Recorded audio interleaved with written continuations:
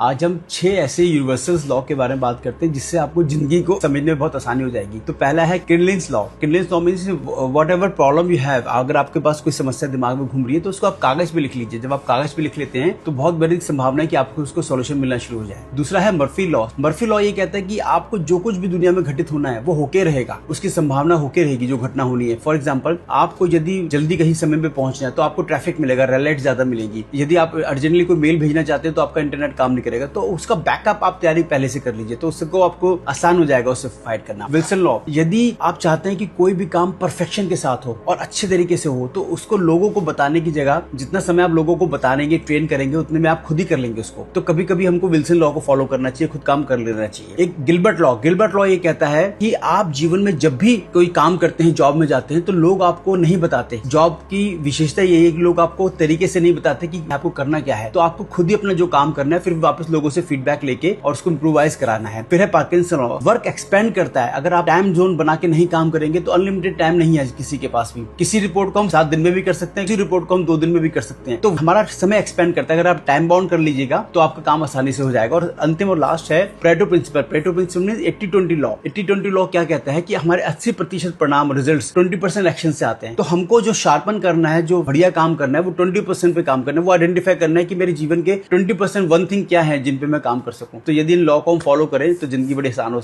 खूबसूरत हो जाएगी।